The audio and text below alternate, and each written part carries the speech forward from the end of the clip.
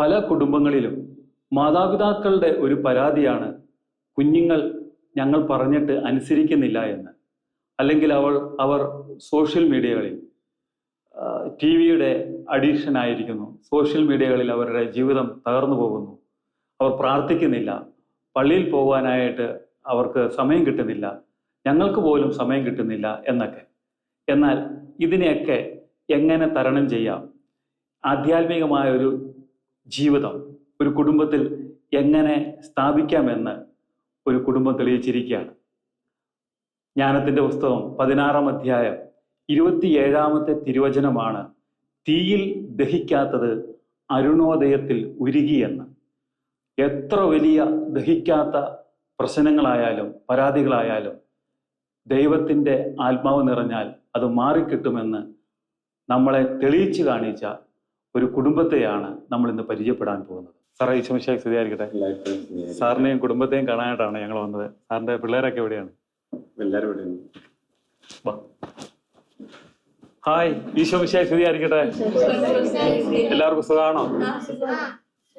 പ്രിയപ്പെട്ടവരെ, ഈ കുടുംബത്തെ കുറിച്ചുള്ള ഇവരുടെ ജീവിതത്തെയും ഇവരുടെ ദൈവാനുഭവത്തെയും നമുക്ക് അറിയുവാനായിട്ടാണ് നമ്മൾ ഇവിടെ വന്നത്. ഇവരുടെ ആ വലിയ അനുഗ്രഹം നിറഞ്ഞ ആ ജീവിതത്തിന്റെ സംഭവങ്ങളും കാഴ്ചപ്പാടുകളും അവരുടെ സാക്ഷ്യങ്ങളും നമുക്ക് കാണാം, നമുക്ക് കേൾക്കാം.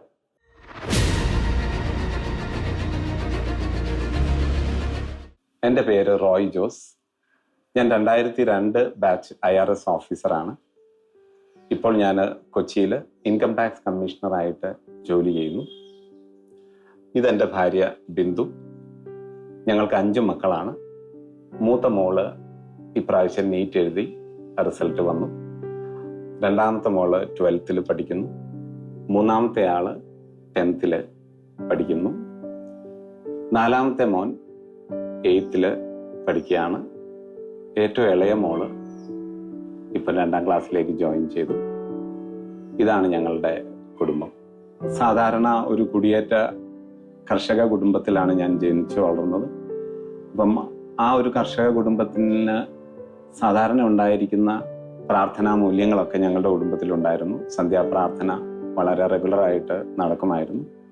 പക്ഷേ എനിക്ക് ക്രിസ്തുവുമായിട്ടൊരു വ്യക്തിപരമായ ബന്ധമുണ്ടായത് 1996 ഞാൻ NRC കൊളത്തുവയലിൽ വെച്ച് പങ്കെടുത്ത ഒരു കരിസ്മാറ്റിക് ധ്യാനത്തിലാണ്. അന്ന് ക്രിസ്തുവിനു വേണ്ടി ജീവിക്കാൻ ഉള്ള ഒരു പ്രചോദനം എൻ്റെ ജീവിതത്തിലുണ്ടായി. ദൈവത്തിന് വിശ്വാസം അർപ്പിച്ചുകൊണ്ട് ജീവിക്കാനും പഠിക്കാനും ഒക്കെയുള്ള ഒരു തീരുമാനം ഞാൻ എടുത്തു. 1997 ഞാൻ എൻ്റെ BA എക്സാം എഴുതി. അന്ന് കാലിക്കറ്റ് യൂണിവേഴ്സിറ്റിയുടെ BA-യിൽ 1ാം റാങ്കോടുകൂടി ഞാൻ പാസ്സായി. 1ാം റാങ്ക് എന്ന് മാത്രമല്ല, ആ ടൈമിൽ ഇപ്പോഴത്തെ കാര്യം എനിക്ക് അറിഞ്ഞുകൂടാ, BA-യിൽ പൊളിറ്റിക്കൽ സയൻസിൽ ഉണ്ടായിരുന്ന റെക്കോർഡ് മാർക്കോട് കൂടിയിട്ടാണ് ഞാൻ 1ാം റാങ്ക് പാസ്സായത്. ഇത് എനിക്ക് തന്നെ ചില ബോധ്യങ്ങൾ തന്നു. അത് കഴിഞ്ഞ് ഞാൻ കേരള യൂണിവേഴ്സിറ്റിയുടെ കാര്യവട്ടം ക്യാമ്പസിൽ പോസ്റ്റ് ഗ്രാജുവേഷന് ജോയിൻ ചെയ്തു. കേരള യൂണിവേഴ്സിറ്റി ഏറ്റവും ബ്രൈറ്റ് ആയിട്ടുള്ള സ്റ്റുഡൻസിനെ എല്ലാവരെയും 3 യൂണിവേഴ്സിറ്റികളിലെ ഏറ്റവും ബ്രൈറ്റ് ആയിട്ടുള്ള സ്റ്റുഡൻസ് എൻ്റെ ക്ലാസ്സിലുണ്ടായിരുന്നു. ഗാന്ധി യൂണിവേഴ്സിറ്റിയുടെ റാങ്ക് ഹോൾഡർ ഉണ്ടായിരുന്നു. കേരള യൂണിവേഴ്സിറ്റിയുടെ BA first, second and third rank holders ഞാൻ എൻ്റെ ക്ലാസ്സിലുണ്ടായിരുന്നു. കാലിക്കറ്റ് യൂണിവേഴ്സിറ്റിയുടെ റാങ്ക് ഹോൾഡർ ഞാനായിരുന്നു. അപ്പം ഏറ്റവും നല്ല ഒരു അക്കാഡമിക് അറ്റ്മോസ്ഫിയറിലാണ് ഞാൻ കേരള യൂണിവേഴ്സിറ്റിയിൽ പഠിക്കുന്നത്. അങ്ങനെ പഠിച്ചുകൊണ്ടിരിക്കുന്ന സമയത്താണ് ഞാൻ വീണ്ടും ഒരു പ്രാവശ്യം കൂടെ കൊളത്തുവയലിൽ NRC-യിൽ ധ്യാനിക്കാൻ പോയത്.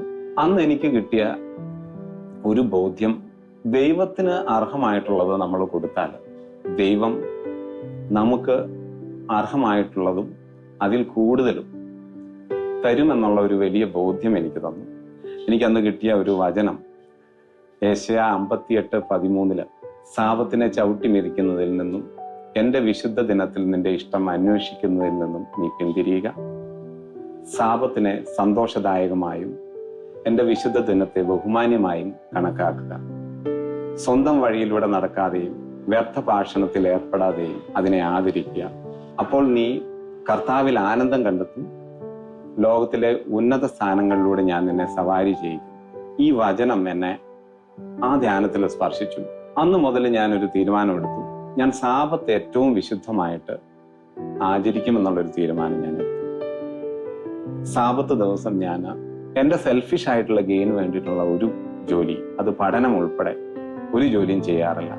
മറ്റുള്ളവർക്ക് എന്തെങ്കിലും ഗുണമുണ്ടാകുന്ന കാര്യങ്ങൾ ചെയ്യാറുണ്ട്, പ്രാർത്ഥനയ്ക്ക് വേണ്ടിയിട്ട് ഉപയോഗിക്കാറുണ്ട്, വിശ്രമത്തിന് വേണ്ടിയിട്ട് ഉപയോഗിക്കാറുണ്ട്. പക്ഷെ എൻ്റെ വ്യക്തിപരമായിട്ടുള്ള സെൽഫിഷ് ഗെയിന് വേണ്ടിയിട്ടുള്ള എല്ലാ പരിപാടികളും അന്ന് മുതൽ അത് ഇന്ന് വരെ ഞാൻ സാബത്ത് ആചരിക്കാൻ, വളരെ ഗൗരവമായിട്ട് സാബത്ത് ആചരിക്കാൻ ഞാൻ തുടങ്ങി. അതിൻ്റെ ഒരു ഫലം എനിക്ക് ഉടനെ തന്നെ കിട്ടി. കേരള യൂണിവേഴ്സിറ്റിയുടെ MA റിസൾട്ട് വന്നു കഴിഞ്ഞപ്പം ഞാൻ കേരള യൂണിവേഴ്സിറ്റിയുടെ ഫസ്റ്റ് റാങ്ക് ഹോൾഡർ ആയിരുന്നു. ഞാൻ അന്നേരം തന്നെ ജവഹർലാൽ നെഹ്റു യൂണിവേഴ്സിറ്റിയിൽ MPhilന് അപ്ലൈ ചെയ്തു. സാധാരണ JNU ഏഷ്യയിലെ തന്നെ നമ്പർ 1 യൂണിവേഴ്സിറ്റികളിൽ ഒന്നായിരുന്നു അന്ന്. സാധാരണ സൗത്ത് ഇന്ത്യയിൽ നിന്നൊക്കെ ആളുകൾക്ക് അവിടെ അഡ്മിഷൻ കിട്ടാൻ തന്നെ ബുദ്ധിമുട്ടാണ്. പക്ഷെ ദൈവാനുഗ്രഹത്താൽ ഞാൻ JNUവിൽ എനിക്ക് MPhilന് അഡ്മിഷൻ കിട്ടി. JNUവിന് ഞാൻ MPhilന് പഠിച്ചുകൊണ്ടിരിക്കുമ്പോഴാണ് ഞാൻ സിവിൽ സർവീസിന് അപ്ലൈ ചെയ്യുന്നത്, ഞാൻ സിവിൽ സർവീസ് എഴുതുന്നത്, ഞാൻ പ്രിപ്പയർ ചെയ്യുന്നത്. സിവിൽ സർവീസ് പ്രിപ്പയർ ചെയ്യുന്ന സമയത്തും അന്ന് മുതൽ ഞാൻ JNUവിൽ പഠിക്കുന്നത്, അതായത് 2000 ആണ്ടിലാണ് ഞാൻ 2000 to 2002 ഞാൻ JNUവിൽ MPhil ചെയ്യുന്നത്. അന്നു മുതൽ ഞാൻ ചെയ്ത ഒരു കാര്യം എന്ന് പറഞ്ഞാൽ എല്ലാ ദിവസവും വിശുദ്ധ കുർബാനയിൽ പങ്കെടുക്കും. JNUവിൽ പഠിക്കുമ്പോൾ വിശുദ്ധ കുർബാനയിൽ പങ്കെടുക്കണമെങ്കിൽ ഇത്തിരി ബുദ്ധിമുട്ടുണ്ട്. നമ്മൾ ഇത്തിരി ബുദ്ധിമുട്ട് സഹിച്ചാലേ പറ്റൂ. കാരണം രാവിലെ ഒരു 6:30 അവിടെ വിശുദ്ധ കുർബാന. വസന്ത് വിഹാറിലെ ഒരു പള്ളിയിലാണ് ഞാൻ പോയിക്കൊണ്ടിരുന്നത്. അതാണ് ഏറ്റവും അടുത്ത പള്ളി. രാവിലെ ബസ്സുകളൊന്നും ഉണ്ടാവില്ല അങ്ങോട്ട്. അപ്പം നമ്മൾ രാവിലെ JNUവിൽ നിന്ന് ഏതാണ്ട് 40 മിനിറ്റ് നമ്മൾ നടക്കണം. അതിരാവിലെ തണുപ്പ് കാലത്തൊക്കെ ഇത് ശരിക്കും ഒരു നല്ല ചലഞ്ചാണ്. പക്ഷെ ദൈവകൃപയാൽ അന്ന് മുതൽ ഇന്ന് വരെ ഞാൻ അനുദിനമായിട്ടുള്ള വിശുദ്ധ കുർബാന ഞാൻ മുടക്കിയിട്ടില്ല. ഇങ്ങനെ ഞാൻ മുന്നോട്ട് പോകുമ്പോഴാണ് ഞാൻ സിവിൽ സർവീസിന്റെ എക്സാം എഴുതുന്നത്. പ്രിലിമിനറി എക്സാം ഞാൻ പാസ്സായി. മെയിൻസ് എക്സാം എൻ്റെ ഷെഡ്യൂൾ വന്നു. എല്ലാവർക്കും അറിയാവുന്ന പോലെ ഇന്ത്യയിൽ തന്നെ ഏറ്റവും ടഫ് ആയിട്ടുള്ള ഒരു എക്സാമാണ് സിവിൽ സർവീസ്. ഈ ലോകത്തിലുള്ള എല്ലാ കാര്യങ്ങളെ പറ്റി നമ്മൾ പഠിക്കണം. ബേസിക് ആയിട്ട് physics, chemistry, maths, biology, general science, basic mental ability, Indian history, Indian politics, Indian economics, general economics, world history. ചുരുക്കം പറഞ്ഞാൽ ഈ ലോകത്തുള്ള എല്ലാ കാര്യങ്ങളെ പറ്റിയും നമുക്ക് അറിവുണ്ടായിരിക്കണം. അത്ര വാസ്റ്റ് ആയിട്ടുള്ളൊരു സിലബസ് ആണ്. അപ്പം ആ എക്സാം എഴുതുമ്പം എൻ്റെ വിശ്വാസത്തെയും ഞാൻ അതുവരെ തുടർന്നുകൊണ്ട് വന്നിരുന്ന ചില പ്രാക്ടീസസിനെയൊക്കെ ചലഞ്ച് ചെയ്യുന്ന ഒരു സംഭവം ഉണ്ടായി. സിവിൽ സർവീസിൻ്റെ എൻ്റെ ഓപ്ഷണൽ സോഷ്യോളജിയുടെ എക്സാം വരുന്നത് ഒരു തിങ്കളാഴ്ചയാണ്. അപ്പം അതുവരെ ഞാൻ തുടർന്നിരുന്ന ഒരു പോളിസി എന്ന് പറഞ്ഞാൽ ഞായറാഴ്ചകളിൽ, ഇപ്പൊ എക്സാംസ് ഒഴികെ, ഇപ്പൊ എക്സാംസ് ഞായറാഴ്ച വരുവാണെങ്കിൽ നമുക്ക് എഴുതാതിരിക്കാൻ പറ്റില്ല. ഇപ്പം നീറ്റോ സിവിൽ സർവീസോ ഒക്കെ എക്സാംസ് പലപ്പോഴും ഞായറാഴ്ചകളിലാണ് വെക്കുന്നത്. കാരണം എന്ന് പറഞ്ഞാൽ ഹോളിഡേയ്സിലാണ് നടക്കുക. എക്സാംസ് അല്ലാതെ ഞാൻ ഞായറാഴ്ച പഠിക്കാറേ ഇല്ല. അത് എൻ്റെ ഒരു പോളിസിയാണ്. പക്ഷെ തിങ്കളാഴ്ച സിവിൽ സർവീസിന്റെ എക്സാം വന്നു കഴിഞ്ഞപ്പോൾ എനിക്ക് വലിയ പ്രലോഭനം ഉണ്ടായി ഞായറാഴ്ച പഠിക്കാൻ വേണ്ടിയിട്ട്. കാരണം പഠിച്ചിട്ടൊന്നും തീരുന്നില്ല ഞാൻ നോക്കിയിട്ട്. പക്ഷെ ഞാൻ അന്ന് ചിന്തിച്ചു, എന്നെ അതുവരെ എത്തിച്ചത് ദൈവമാണ്. ഇനി ഈ ഒരു ഞായറാഴ്ച പഠിക്കാത്തത് കൊണ്ട് എനിക്ക് സിവിൽ സർവീസ് കിട്ടാനോ പോകുന്നില്ല. അപ്പം അതുകൊണ്ട് ഞാൻ അന്നൊരു തീരുമാനം എടുത്തു. ഞാൻ ഏതായാലും പഠിക്കില്ലാന്ന് തീരുമാനം എടുത്തു. പക്ഷെ ഇതെൻ്റെ കൂടുതൽ പഠിച്ചിരുന്ന പലർക്കും അത് തീരെ അംഗീകരിക്കാൻ പറ്റിയിട്ടില്ല. ഒന്നാമത് JNU ഒരു ഇടത് ചായ്വുള്ള ഒരു ക്യാമ്പസാണ്. ദൈവവിശ്വാസമുള്ളവരൊക്കെ വളരെ കുറവാണ്. എല്ലാവരും കൂടുതലും നിരീശ്വരവാദികൾ, ഫ്രീ തിങ്കേഴ്സ്, അങ്ങനെയൊക്കെയുള്ള കാഴ്ചപ്പാടുള്ള ആൾക്കാരാണ്. അപ്പം എൻ്റെ കൂട്ടുകാരും എൻ്റെ കൂടെ ഉള്ളവരൊക്കെ പലരും എന്നോട് you are either a fool or a fanatic എന്ന് എന്നോട് പറഞ്ഞു. നീ കാണിക്കുന്നത് മഹാവിഡ്ഢിത്തമാണ്, നീ അതിന് വലിയ വില കൊടുക്കേണ്ടി വരും എന്നൊക്കെ എന്നോട് പറഞ്ഞവരൊക്കെ ഉണ്ട്. പക്ഷെ സിവിൽ സർവീസിന്റെ റിസൾട്ട് വന്നു. അന്ന് സിവിൽ സർവീസിൽ 108ാം റാങ്കോടുകൂടി ഞാൻ അന്ന് സിവിൽ സർവീസ് പാസ്സായി. അത് എൻ്റെ വിശ്വാസത്തെ കൂടുതൽ ഉറപ്പിച്ചു. എൻ്റെ ഈ 20 വർഷത്തെ സർവീസിനിടയ്ക്ക് ഞാൻ കൂടുതലും റെയ്ഡിൻ്റെ വിങ്ങിലാണ്, ഇൻവെസ്റ്റിഗേഷൻ വിങ്ങിലാണ് ജോലി ചെയ്തിട്ടുള്ളത്. ഞാൻ ആകെ 2 പ്രാവശ്യമേ ഞായറാഴ്ച ഓഫീസിൽ പോയിട്ടുള്ളൂ. റെയ്ഡിൻ്റെ വിങ്ങിലാണ് ഞാൻ കൂടുതലും ജോലി ചെയ്തിട്ടുള്ളത്. ഞാൻ ചെന്നൈയിൽ ജോലി ചെയ്യുമ്പം ഞാൻ ചെയ്ത യൂണിറ്റ് ആയിരുന്നു അന്ന് ഇൻകം ടാക്സ് ഡിപ്പാർട്ട്മെന്റിന്റെ ചരിത്രത്തിൽ അന്നത്തെ record cash seizure and gold seizure. അതായത് 133 കോടി രൂപയും 155 കിലോ സ്വർണവും ഒരു റെയ്ഡിനകത്ത് സീസ് ചെയ്തു. അത് അന്നേരത്തെ റെക്കോർഡായിരുന്നു. അതുപോലെ തന്നെ ചെന്നൈയിലൊക്കെ ഞാൻ ജോലി ചെയ്യുമ്പം എക്സ്ട്രീംലി സെൻസിറ്റീവ് ആയിട്ടുള്ള റെയ്ഡുകൾ ഞാൻ സൂപ്പർവൈസ് ചെയ്തിട്ടുണ്ട്. എനിക്ക് ദൈവത്തിൻ്റെ പ്രത്യേക സംരക്ഷണം ഉണ്ടായെന്ന് എനിക്ക് തോന്നിയിട്ടുമുണ്ട്. അന്നേരത്തെ സർവിങ് തമിഴ്നാട് ചീഫ് സെക്രട്ടറി, അതുപോലെ തന്നെ പല മിനിസ്റ്റേഴ്സ്, ഇങ്ങനെയുള്ളവരെയൊക്കെയുള്ള എക്സ്ട്രീംലി സെൻസിറ്റീവ് ആയിട്ടുള്ള റെയ്ഡുകൾക്കൊക്കെ ഞാൻ സൂപ്പർവിഷൻ നടത്തിയിട്ടുണ്ട്. ഔദ്യോഗിക ജീവിതത്തിൽ ഞങ്ങളുടെ ഡിപ്പാർട്ട്മെന്റിൽ ചുരുക്കം പേർക്ക്, ഇത്രയും കാലത്തെ ചരിത്രത്തിൽ 3-4 പേർക്ക് മാത്രമേ പ്രസിഡന്റിന്റെ അവാർഡ് കിട്ടിയിട്ടുള്ളൂ. 2016 ഇലക്ഷൻ കമ്മീഷന്റെ നാഷണൽ അവാർഡ് അത് കൺഫർ ചെയ്തത് അന്നേരത്തെ പ്രസിഡന്റ് ആയിട്ടുള്ള ശ്രീ പ്രണബ് മുഖർജിയാണ്. പ്രസിഡന്റ് അടുത്ത് നിന്ന് നേരിട്ട് പോയി അവാർഡ് മേടിക്കാനുള്ള ഭാഗ്യം എനിക്കുണ്ടായി. അതുപോലെ തന്നെ എൻ്റെ എല്ലാ ജോലി മേഖലകളിലും എനിക്ക് പരാജയം ഉണ്ടായിട്ടില്ല. വളരെ അതിബുദ്ധിയുള്ള മനുഷ്യനോ വലിയ ബ്യൂറോക്രാറ്റിക് ബാക്ക്ഗ്രൗണ്ടിൽ നിന്നും വന്ന ആളല്ല ഞാനൊരു സാധാരണ കർഷക കുടുംബത്തിൽ ജനിച്ച മനുഷ്യനാണ്.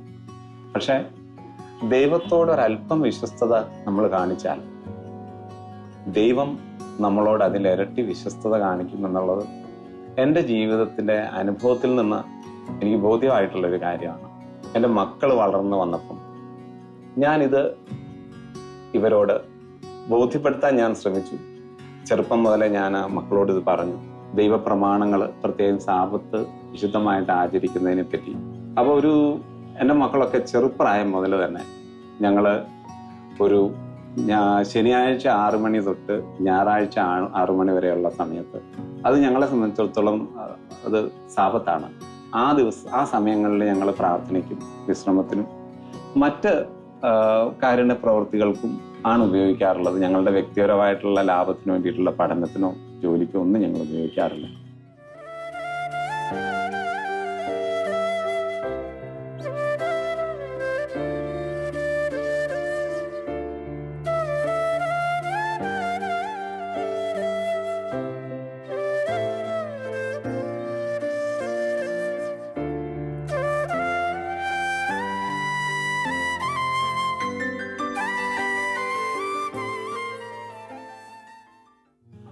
ആദ്യ കുർബാന കഴിഞ്ഞു കഴിഞ്ഞാൽ വീട്ടിലെ ഒരു അൺറിട്ടൺ റൂളാണ് എല്ലാ ദിവസവും വിശുദ്ധ കുർബാനയിൽ പങ്കെടുക്കണം എന്നുള്ളത്.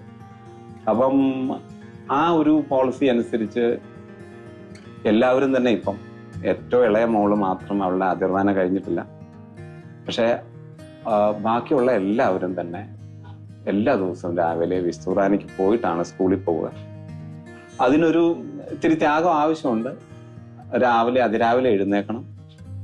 രാവിലെ എഴുന്നേറ്റിട്ട് യൂണിഫോം ഒക്കെ ഇട്ട് തയ്യാറായിട്ട് വേണം പോകാൻ. 6:30 ഇവിടെ ഇപ്പം വിശുദ്ധ കുർബാന കഴിഞ്ഞു തിരിച്ചു വന്നു കഴിഞ്ഞാൽ കഷ്ടിച്ച് 20 മിനിറ്റേ അവർക്ക് കിട്ടുള്ളൂ സ്കൂളിലേക്ക് പോകാനായിട്ട്. കാരണം 8 മണിക്ക് സ്കൂളിൽ റിപ്പോർട്ട് ചെയ്യണം.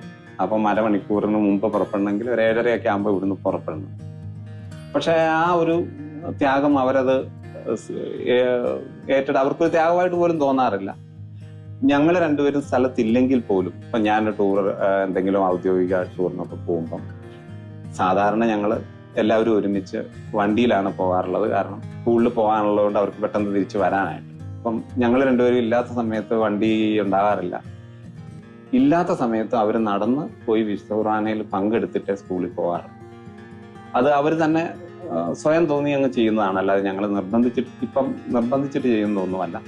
പക്ഷെ അതിൻ്റെ ആ ഒരു അനുഗ്രഹം അവർക്ക് അവരുടെ ജീവിതത്തിൽ തന്നെ അവർക്ക് ബോധ്യമായിട്ടുണ്ട്. മൂത്ത മോള് +2 പഠിക്കുന്ന സമയത്ത് തന്നെയാണ് രണ്ടാമത്തെ മോള് 10th പഠിക്കുക. +2 റിസൾട്ടും 10th ക്ലാസ്സിന്റെ റിസൾട്ടും ഒരു ദിവസമാണ് വന്നത്. +2 റിസൾട്ടിൽ മൂത്ത മോള് എല്ലാവരും തന്നെ കേന്ദ്രീയ വിദ്യാലയത്തിലാണ് പഠിക്കുന്ന, വളരെ ഹൈഫൈ സ്കൂളിലൊന്നുമല്ല. നാളിതുവരെ അവരൊരു ട്യൂഷനും പോയിട്ടില്ല. ഞായറാഴ്ച എന്നല്ല, ഒരു ദിവസം ഒരു ട്യൂഷനും പോയിട്ടില്ല. സ്കൂളിൽ പഠിപ്പിക്കും, പിന്നെ വീട്ടിലിരുന്ന് പഠിക്കും. ആകെ സംസ്കൃതത്തിന് ഒരു 3 മാസം ഓൺലൈൻ ട്യൂഷൻ എൻ്റെ മൂന്നാമത്തെ മോള് പോയിട്ടുണ്ട്. അല്ലാതെ വേറെ ആരും ഒരിക്കലും ഒരു ട്യൂഷന് പോലും പോയിട്ടില്ല. എൻ്റെ പേര് മരിയ തെരേസ് റോയ്. എൻ്റെ വീട്ടിൽ പപ്പയും മമ്മിയും 5 പിള്ളേരുണ്ട്. ഞാനാണ് മൂത്തത്. ഈ നീറ്റ് 2024 എഴുതിയപ്പോൾ എനിക്ക് 700 out of 720 മാർക്സ് ആണ് ലഭിച്ചത്. ഇതെല്ലാത്തിൻ്റെ പിന്നാലെ ദൈവകരമുണ്ട്.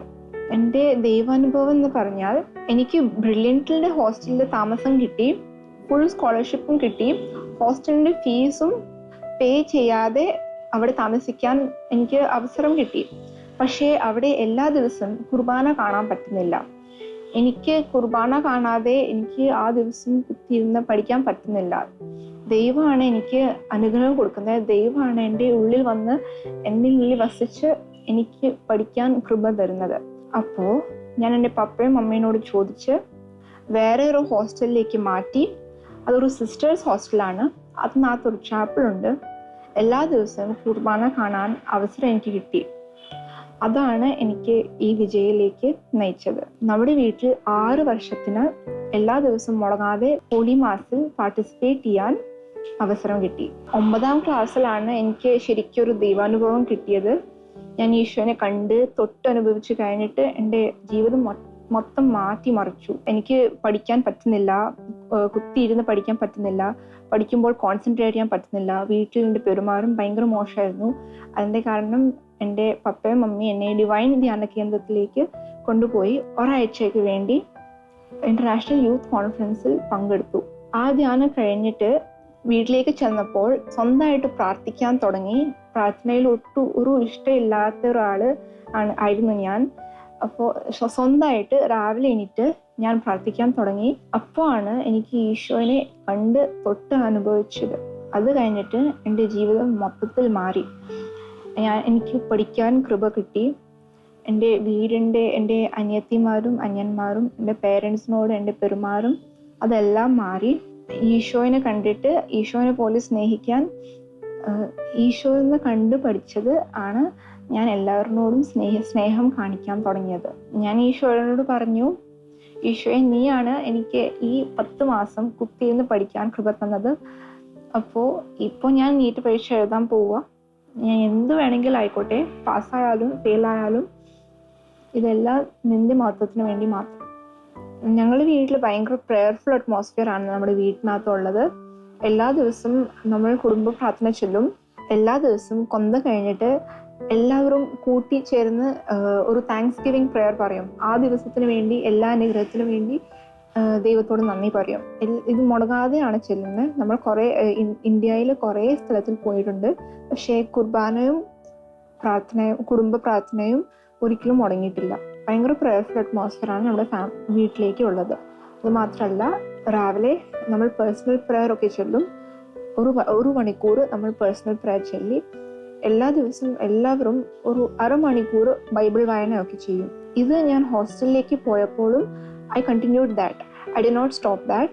When I went to hostel, I continued to read the Bible for half an hour every day. എല്ലാ ദിവസവും മുടങ്ങാതെ കുർബാന കാണുമായിരുന്നു. എല്ലാ ദിവസവും മുടങ്ങാതെ ഒരു മണിക്കൂർ പേഴ്സണൽ പ്രെയർ ചെയ്യുമായിരുന്നു. അതാണ് എനിക്ക് എല്ലാ ദിവസവും പഠിക്കാൻ വേണ്ടി ദൈവം എനിക്ക് കൃപ തന്നത്, ശക്തി തന്നത്. എല്ലാ ദിവസവും പഠിക്കാൻ വേണ്ടി അവിടെ നിന്നാണ് എനിക്ക് കിട്ടിയത്. ആദ്യമായിട്ട് അവർ വിചാരിച്ച എൻ്റെ പപ്പ, എൻ്റെ ഡാഡി സുവിശേഷം ഒക്കെ പ്രസംഗിക്കുന്ന ആളാണെന്ന് അവർ ചോദിച്ചു. അത് കഴിഞ്ഞിട്ട് അവർ എന്നെ കണ്ടു. പക്ഷെ അത് കഴിഞ്ഞിട്ട് കുറച്ചു നേരം അവരും പ്രാർത്ഥിക്കാൻ തുടങ്ങി. എല്ലാ ദിവസവും ഞാൻ 3 മണിയിൽ ഒരു 10 മിനിറ്റ് ഞാൻ കൊറോണക്കൊന്ത ചെല്ലും. അത് ഞാൻ എല്ലാ ദിവസവും അവരുടെ കൂടെയാണ് ചെല്ലുന്നത്. അവരെന്നെ കണ്ടിട്ട് എല്ലാ ദിവസവും കുർബാനയ്ക്ക് വരാൻ തുടങ്ങി. ഞാൻ എൻ്റെ ദൈവാനുഭവം പങ്കുവെക്കും. ദൈവം എനിക്ക് വേണ്ടി എത്ര കാര്യങ്ങൾ ചെയ്തിട്ടുണ്ട് അതെല്ലാം ഞാൻ പറഞ്ഞിട്ടുണ്ട്.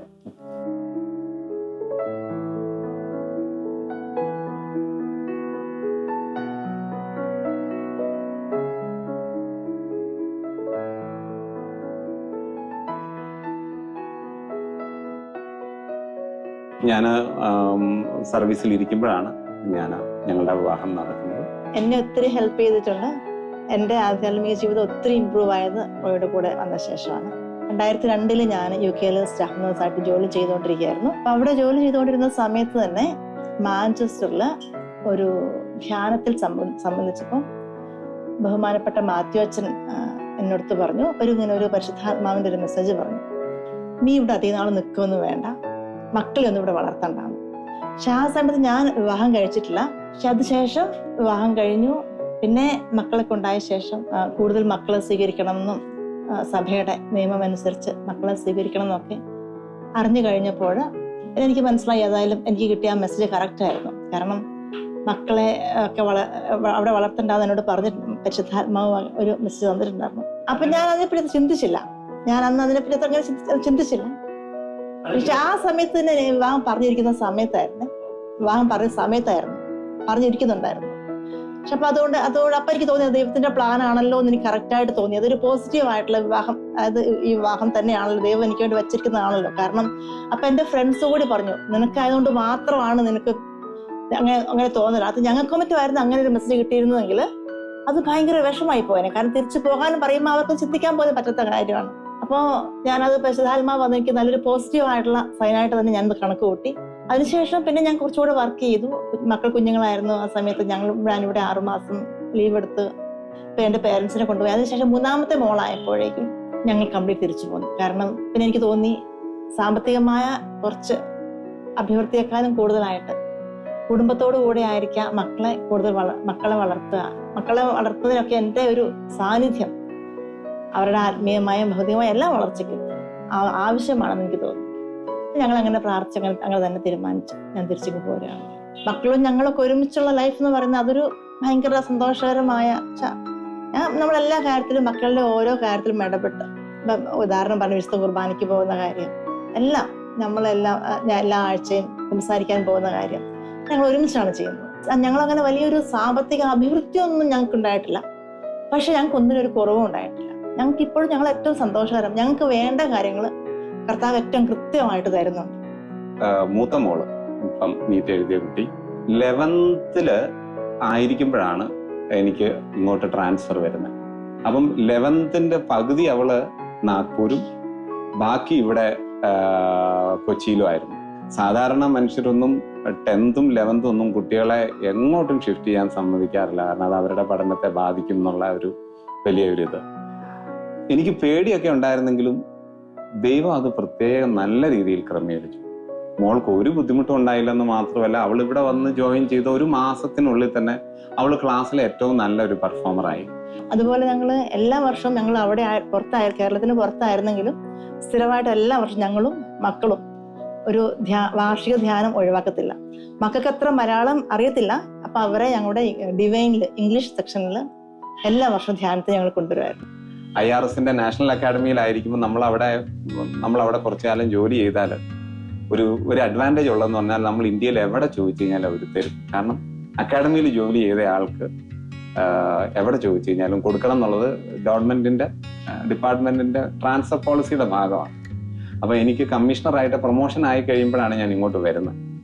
അപ്പം സാധാരണ കമ്മീഷണറായിട്ട് പ്രൊമോഷൻ ആയി വരുന്ന ആൾക്കാർ ബാംഗ്ലൂര്, ഹൈദരാബാദ്, ഡൽഹി, ബോംബെ, അഹമ്മദാബാദ് ഇങ്ങനെയുള്ള സ്ഥലങ്ങളാണ് ഞങ്ങളുടെ ഡിപ്പാർട്ട്മെന്റിൽ ഏറ്റവും ആളുകൾ പോകാൻ ആഗ്രഹിക്കുന്ന സ്ഥലങ്ങൾ.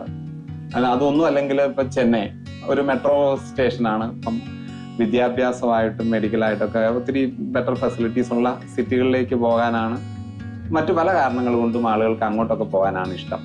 കേരളത്തിലേക്ക് ആളുകൾ ആരും വരാറില്ല. വല്ല പണിഷ്മെന്റ് ട്രാൻസ്ഫർ ഒക്കെ കിട്ടി ആൾ മാത്രമേ നോർത്ത് ഇന്ത്യയിൽ നിന്നുള്ള ആളുകളൊക്കെ പൊതുവെ ഇങ്ങോട്ട് വരാറുള്ളൂ. പിന്നെ വരുന്നത് കേരളത്തിൽ നിന്നുള്ളവരൊക്കെ. പക്ഷെ കേരളത്തിൽ നിന്നുള്ളവർ പോലും കേരളം ഓപ്റ്റ് ചെയ്യാറില്ലാത്ത ഒരു സമയത്താണ്. അപ്പൊ ഞാന് കേരളം ഓപ്ഷൻ ഞങ്ങളിങ്ങനെ പ്രാർത്ഥിച്ചു കഴിഞ്ഞ് ഞങ്ങൾ രണ്ടുപേരും ഏകദേശം ഒരു തീരുമാനത്തിലെത്തി നമുക്ക് കേരളം കൊടുക്കാം. ഞങ്ങളുടെ രണ്ടുപേരുടെയും പേരൻസ് ഒക്കെ ഇത്തിരി പ്രായമായി വരികയാണ്. അപ്പൊ അവരെയും ഒരാവശ്യം വരുവാണെങ്കിൽ അവരെയും ഒക്കെ ഒന്ന് അവരുടെ അടുത്തൊക്കെ പോകാനും അന്വേഷിക്കാനും ഒക്കെ ഉള്ള ഒരു സൗകര്യം കൂടെ നമ്മളെ മനസ്സിൽ കണ്ടിരുന്നു.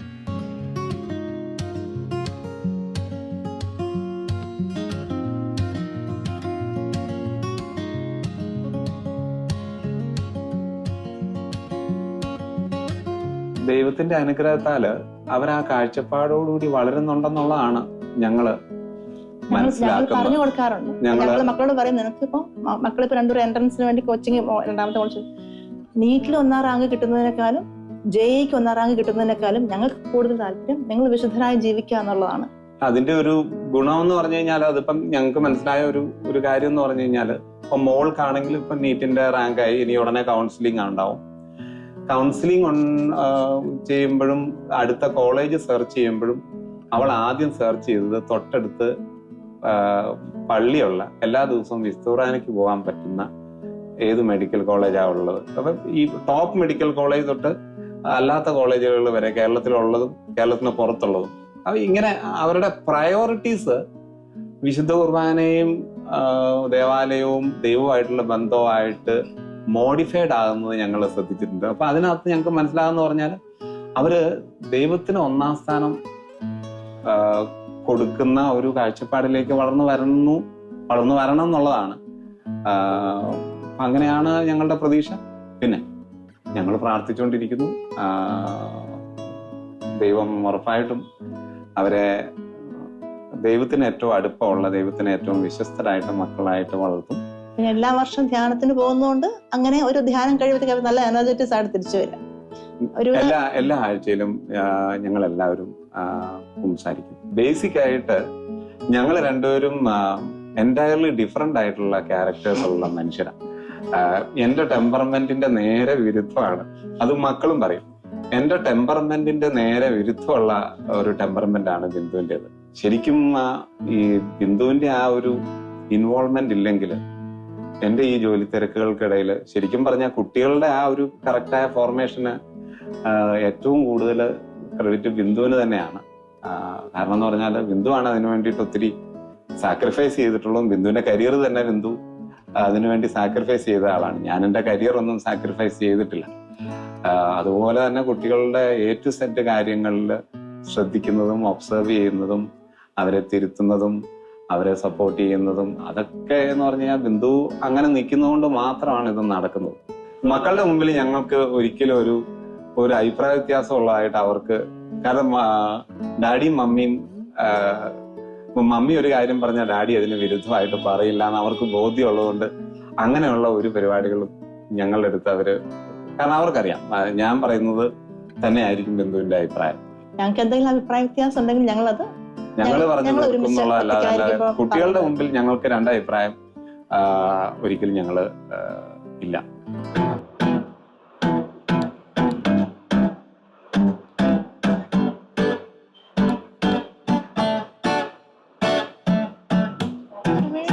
Just happen like that, happen like that, happen like that. You can see the stars align, but I know that there's more than timing. How do miracles just happen like that, happen like that, happen like that? Right before I hit the ground, son, how you came along and found me. Oh, before I hit the ground, son, how you came along and found me.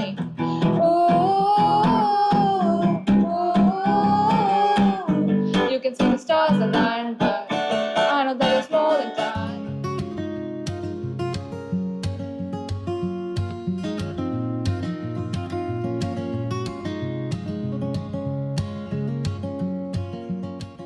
സങ്കീർത്തനങ്ങളിൽ നമ്മൾ ഇപ്രകാരം വായിക്കുന്നുണ്ട്. 118 അധ്യായം 24 തിരുവചനം, കർത്താവ് ഒരുക്കിയ ദിവസമാണിന്ന്, നമുക്ക് സന്തോഷിച്ചുല്ലസിക്കാം. ഈശോ നമുക്ക് നൽകിയിരിക്കുന്ന ആ സമാധാനവും സന്തോഷവും എങ്ങനെ ഒരു കുടുംബത്തിൽ പറന്നിറങ്ങുന്നു എന്ന് ഈ കുടുംബത്തിൻ്റെ അനുഭവ സാക്ഷ്യം നിങ്ങൾ ശ്രവിച്ചുവല്ലോ. ഇതാ തീർച്ചയായിട്ടും ഇതേപോലെ നമ്മുടെ കുടുംബങ്ങളിലും ഈശോ തൻ്റെ ശിഷ്യന്മാരിലൂടെ നമുക്ക് ലഭിച്ചിരിക്കുന്ന ആ സമാധാനവും സന്തോഷവും പരിശുദ്ധ കുർബാനയായി കുടുംബങ്ങളിൽ നിറയുന്ന സന്ധ്യാപ്രാർത്ഥനയിൽ ഇറങ്ങി വരുന്ന വചനത്തിൻ്റെ വലിയ അഭിഷേകമായി നമ്മുടെ കുടുംബങ്ങളിൽ ഇറങ്ങുവാൻ നമുക്ക് ഓരോരുത്തർക്കും തമ്പുരാനോട് അപേക്ഷിക്കേണ്ടിയിരിക്കുന്നു. Praise the Lord.